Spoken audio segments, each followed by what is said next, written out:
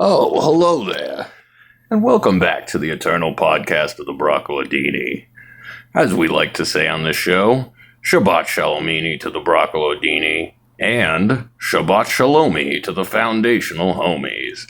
I'd like to give a preliminary shout out to Nessa Navarro and Brianna Marie Young, without whose suggestion, the Eternal Podcast of the Broccolodini would likely never have been created.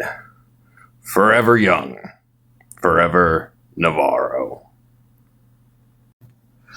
This week on the show, our topic is torture devices throughout the ages.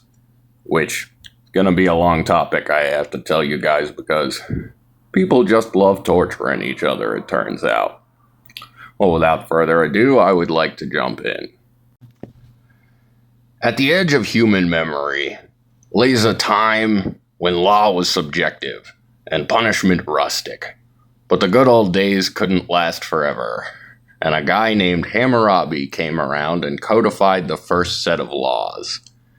In this code of laws, punishments prescribed for such laws as an eye for an eye and tooth for a tooth were the breaking out of tooths and eyes.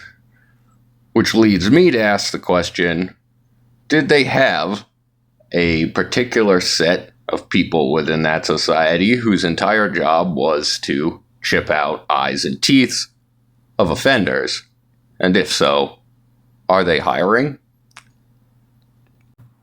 However, people did soon get tired of chipping and moved on to more elaborate and interesting forms of torture, one of the first of which to be employed en masse was impalement, which was used by the Assyrians and later Babylonians, and which would transform over the ages into the crucifixion we know and love so well. One of the first major steps, when you could tell that the creators of execution and torture devices were starting to really get creative, was the brazen bull. Now, the brazen bull was invented by an Athenian named Paralaus while he was on vacation in Sicily, and he proposed it to the Sicilian king, whose name was Phalaris. His invention was an enormous bronze bull into which a hapless person would be placed. This bull had a large door on one side of it, which was one of its only 3 openings, which would be closed once the hapless victim was inside, and then the bull would be slowly heated up by having a fire placed underneath it. The 2 other apertures which I mentioned in the brazen bull were the bull's nostrils, which had an elaborate series of stops and an acoustic system inside of it through long tubes inside the bronze, which transformed the agonized screams of the dying hapless victim into the moos of a bull. And all this while incense-like plumes of smoke came forth from those same nostrils. According to the legend given to us by the historians available at the time, Paralaus thought that his invention was really, really cool, and he sort of put the king off when describing with such graphic imagery the way that the invention functioned. The King Phalaris, being disturbed, decided to play a little practical joke and asked Paralaus to get inside of the bull to give a demonstration of its nostril sound system. Once Paralaus was inside the bull, Phalaris ordered the bull closed and started to heat it up. One can only imagine what Paralaus might have said at this point, but I imagine it was probably either, "Yo guys, it's working," or, "Hey, it's starting to get pretty hot in here." We are told that Phalaris did not go the full way through with the brazen bull execution of its creator, but instead had Paralaus removed once he was sufficiently freaked out, and then thrown off a cliff. One can only imagine what Paralaus might have thought about on his way down, but my guess is perhaps he thought maybe this was good enough all along. Around this time, in the famed Greek kingdom of Sparta, the first Iron Maiden was created. A band that would later go on to tour Europe and America for many years. And it was at about this time in the Middle East and Mediterranean when impalement began to truly take its new form as crucifixion, a punishment that was used by the ancient Carthaginians, Persians, Greeks, and Romans alike. But in the end, no one became as fond of it as the Romans. And when it comes to the Romans and their exotic and myriad variable forms of torture, there's really nobody else who stands up that high.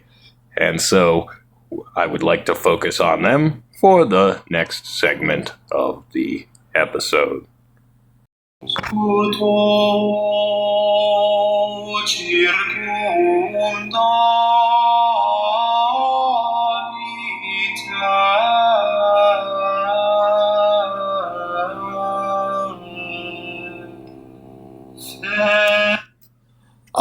Ancient Rome, where spirits were high and the lead universally used for plumbing and purposefully placed in fermenting wine guaranteed that the people were higher. Perhaps nobody excelled in torture until later on, or never, like they did. Not only did they tote the popular crucifixion, but this came into their society a little later on. Original country Romans, who had not yet come in contact with the wider society of the Mediterranean and Middle East, had a number of interesting forms of torture and execution of their own. One of the most colorful of which was a penalty assigned particularly for fratricide, or the killing of one's own parents, and this was called poena cullae, in which the victim, or execution subject, was bound in a sack with usually a viper, a chicken, and some other animal, sometimes a cat, dog, wolf, or even in later times a monkey, and then thrown in the sack with these animals into the river or sea. And we must imagine that this punishment was given a lot, seeing as most people really hate their parents. Another popular Roman form of torture and execution that only became more popular with time was what was known as damnatio ad bestias, which included the being torn apart by animals that became so popular for the early Christian community. One of the most colorful examples we're given of a damnatio ad bestias is that of the poisoner and first female serial killer known as Locusta, who, after poisoning a great deal of people in the Roman upper class for money, was tortured and executed, supposedly, according to legend, by being raped by a specially trained giraffe. Many people say that this is not corroborated by the proper ancient sources and thus is probably a legend of later invention. And for those who believe that more modern people wouldn't make up ridiculous and horrific stories about ancient Rome, I can understand your perspective. But at the same time, I've seen the movie Caligula 1979 with Malcolm McDowell, which I would recommend to any one of my listeners who would like to have a very fucked up night. Moving on from Damnatio ad Bestias, we can get into some of the later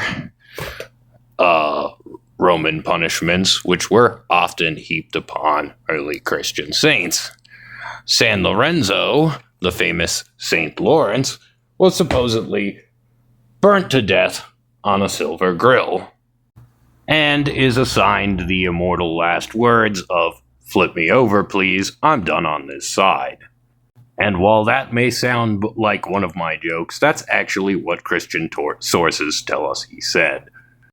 For those of you who don't know how crucifixion works, it's basically you getting nailed to a stick. Except that, left in this state, the body slowly collapses, bones, organs, and all, while the hapless nailed person gets to think about what they did wrong. This punishment was very popular and universal in the ancient world, but became less popular after the death of Jesus Christ and the spread and eventual takeover of Christianity in the Western world. Because, at some point, nailing up common criminals in a way that resembles your Messiah goes out of vogue. But one of the other ancient forms of torture that would go on to live into the medieval ages with flair and glory was the breaking wheel.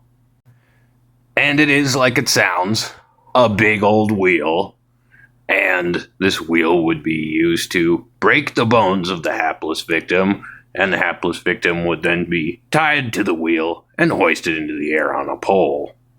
In Germany, there is a church with a particular stone and stained glass window depicting a man who was executed on the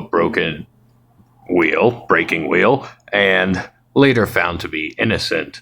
The king did penance for this sin of condemning an innocent man by having the stained glass and stone window commissioned. The window is in St. George's Collegiate Church in Tübingen, Germany. And if you think the Iron Maiden was going out of vogue, you'd be wrong, because an Abbasid vizier in the 800s named Ibn al-Ziyat created a new iteration, which was a wooden-like chest that had iron spikes all over the inside of it, and which would ironically be used for his own torture and execution later on. At this point, if history is teaching us anything, it's perhaps not to invent torture devices. And it is in this period, as Rome collapsed, that the garrote, another more ancient form of torture, began to gain increasing popularity. In fact, Val Kilmer was even placed inside of one in the movie Willow. Medieval torture devices are a delight to talk about them because many of them were first used on my own people, the Jews, for the crime of not being Christian enough. One popular option was the rack, which was used to give the person an unexpected chiropractic adjustment through a series of ropes that would be fastened around the person's ankles and wrists while they were stretched out on what resembled a long wooden board, but was a little more complicated than that. Another popular option was the Spanish donkey, a sharp-looking wooden horse over which the victim would be raised and then dropped repeatedly on their crotch, which, while it may sound bad to some people, for me is just an ordinary Friday night. But like all good things, the medieval age itself had to eventually come to a close. And when it did, and society progressed into more humane eras, torture became illegal for use in most cases, except on mental patients and women. The ever popular waterboarding, in which a victim is placed on what is much like a rack in that it's a long wooden board, but then paddled over and over again into a pool of cold water, has persisted even into the modern day, and is used sometimes covertly by militaries and governments across the world. Variations on this torture include forcing people to stay plunged in freezing cold water with only heads above the surface for long periods of time. And mental patients loved these forms of torture so much that doctors decided to develop some even better ones for them. One of these is the well-known electroshock therapy, which comes under the guise of being a curative or treatment-based torture, as doctors realize that angry and upset mental patients become much easier to deal with once they've been shocked in the brain 20 or 50 times. Yet the imminent modern era has played host to perhaps the most horrific form of torture in the entire sordid long list we've gone through so far, as reports show that the CIA has played various individuals the song I Love You by Barney for 24 hours straight while they have been locked in a very small room.